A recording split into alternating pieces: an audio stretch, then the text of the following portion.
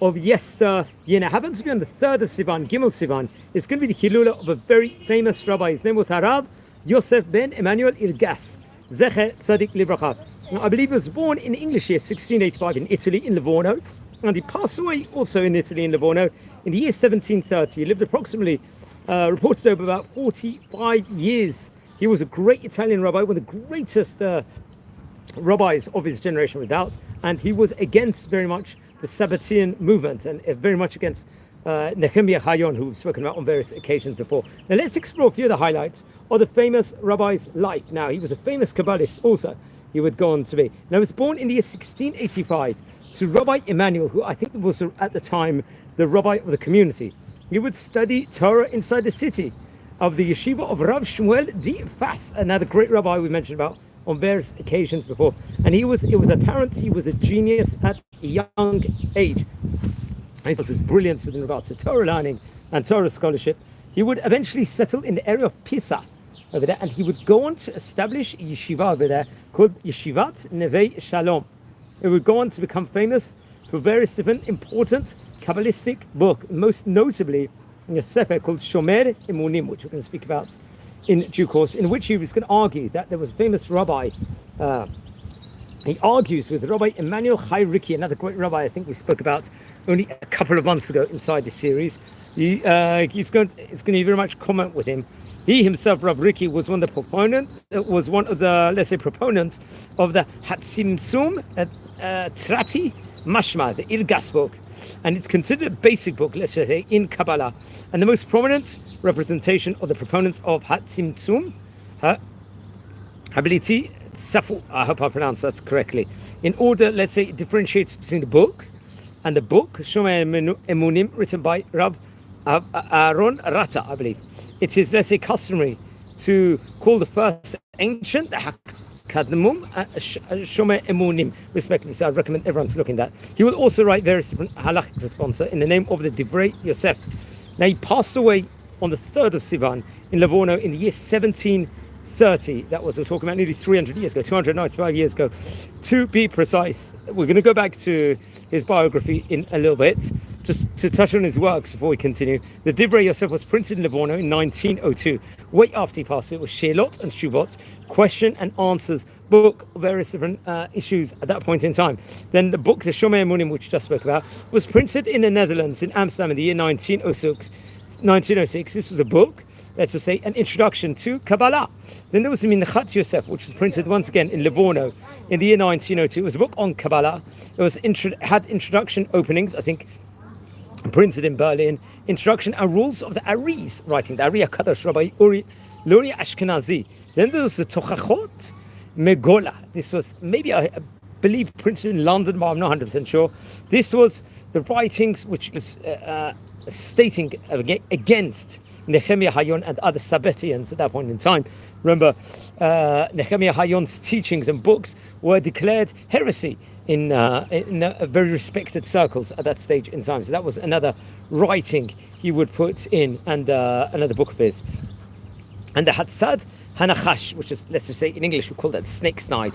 Once again, this was against Nehemiah חיון and other Sabbateans also, respectively. So he would pass away in 1730. I think he would have 6 children he would go on to have, it was reported over.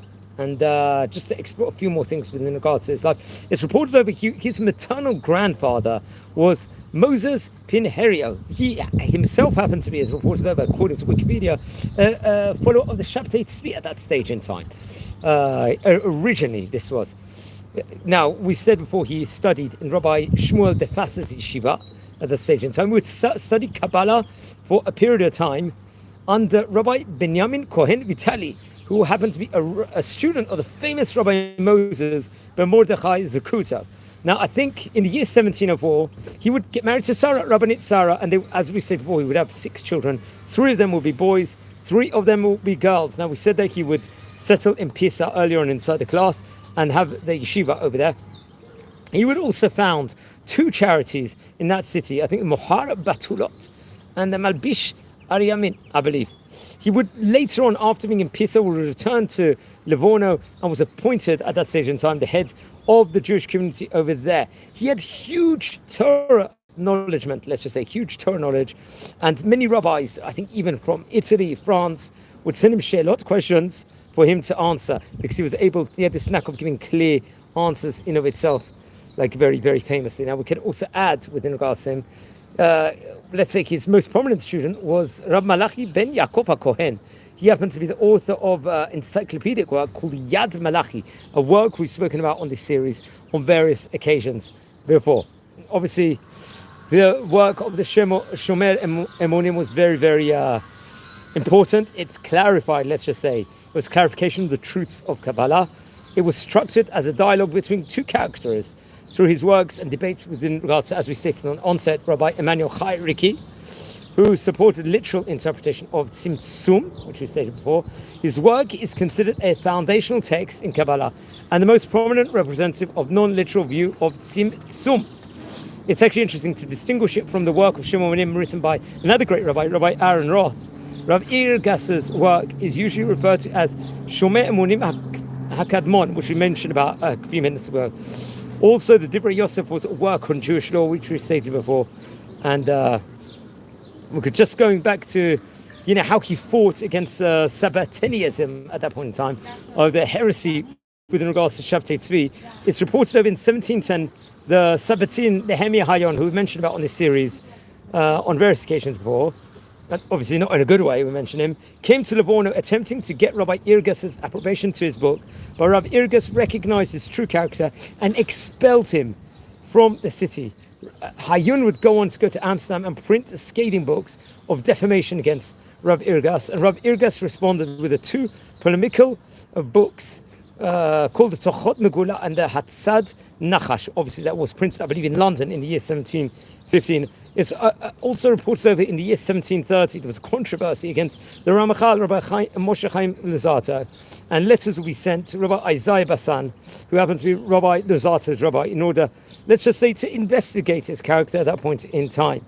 And before they could initialize a ruling within regards to him, I believe he passed away. And remember, Rabbi Moshe Chaim Luzzatto nowadays, in modern days, very much learned his teachings in many of the yeshivot, the Musa books, and is now a very, very famous rabbi, and has many institutions, many things in his memory. But the 3rd of Sivan is going to mark the Hilula of Rabbi Yosef Ergas Z'tl. We get to light candles in his memory. Friends, we are a community here.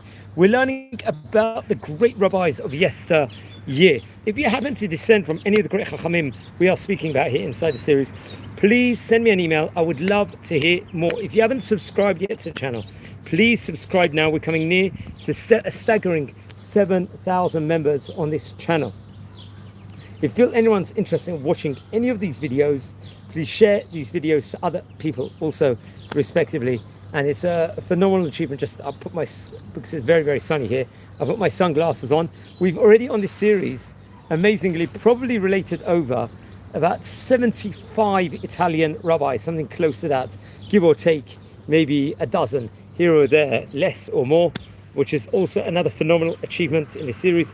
What we're trying to do, friends, is get the whole a broad scope within regards to modern, let's say, Ottoman history, and Spanish, Portuguese history, and also more the history within regards to the Oriental countries, North African countries, so on and so forth, Asian countries inside the series, and see what really happened at this point in time. Who were the great Talmidei Chachamim? Who were the great influences at that point in time? What were the books that were written?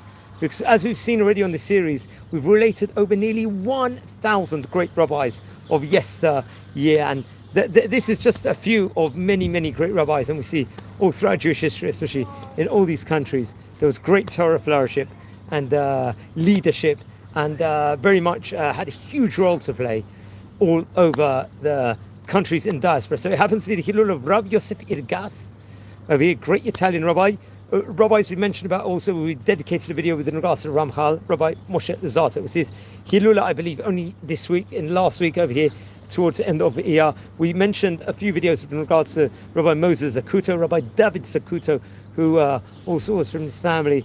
We spoke about the great rabbis of Pisa, where he was very much part of. And remember, in Livorno, where he was born and he passed away, there was a great publishing house of that day. There was a great printing press. and a lot of the Torah books was actually written, especially there, also in the Netherlands, in Amsterdam. There was, I think, in Eastern Europe, also in places like Germany, there was a lot of Torah writings and Torah flowerships, and so on and so forth. So I'm recording this actually at the time of Jerusalem Day, Yom Yerushalayim it happens to be at the moment, which is an auspicious day. We are commemorating the miracles that actually occurred on the Six-Day War, the Milchemet Shesh Yamim, as we say over. So please, we're doing a lot of videos on this channel. Watch all the videos on this channel that we are doing, and subscribe now once again. I'm wishing you a fantastic day here from very, very hot city of Bet Shemesh in Israel. So thank you very much and take care. Wishing you all blessings here from Israel. I really appreciate all the fantastic feedback. Also,